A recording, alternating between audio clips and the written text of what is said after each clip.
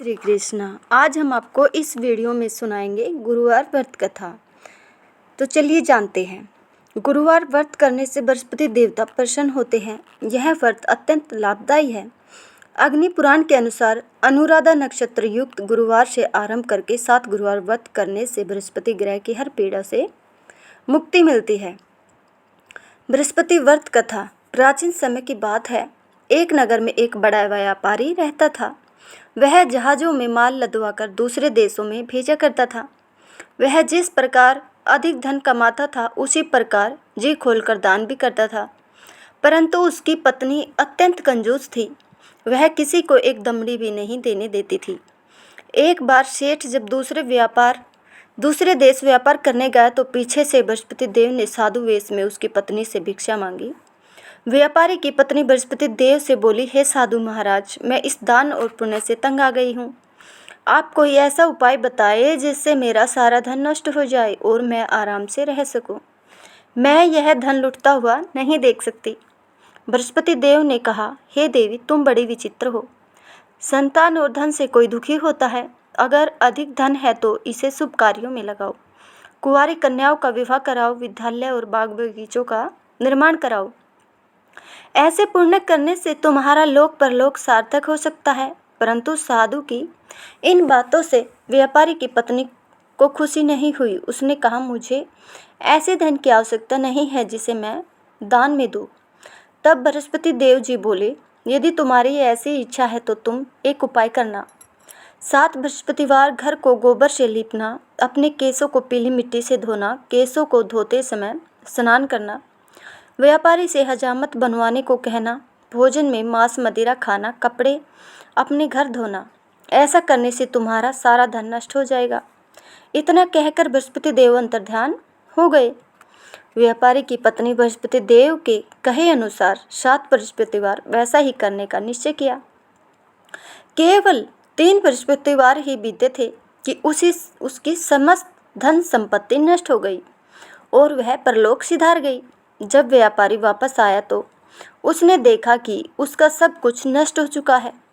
उस व्यापारी ने अपनी पुत्री को सांत्वना दी और दूसरे नगर में जाकर बस गया। वहाँ वह जंगल से लकड़ी काटकर लाता और शहर में बेचता।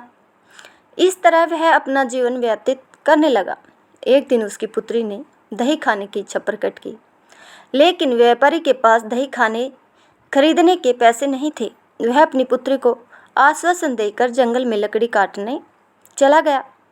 वहाँ एक वृक्ष के नीचे बैठ अपनी पूर्व दिशा पर विचार कर रोने लगा। उस दिन बृहस्पतिवार था।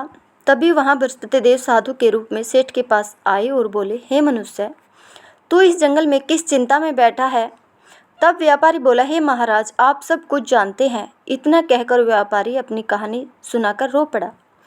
बृहस्पति देव बोले, देखो बेटा, तुम्हारी पत्नी ने बृहस्पति देव का अपमान किया था, इसी कारण तुम्हारा यह हाल हुआ है।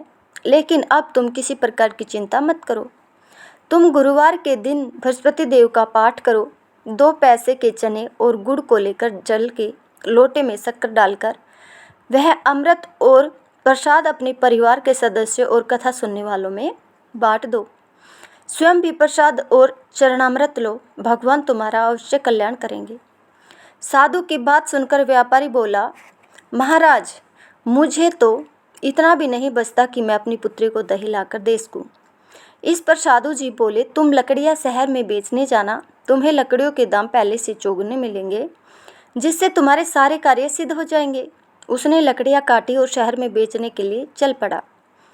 उसकी लकड़ियां अच्छे दाम में बिक गई, जिससे उसने अपनी पुत्री के लिए दही लिया और गुरुवार की कथा हेतु चना गुड़ लेकर कथा की और प्रसाद बांटकर स्वयं भी खाया। उसी दिन से उसकी सभी कठिनाइयां दूर होने लगी। परंतु अगले बृहस्पतिवार को वह कथा करना भूल गया।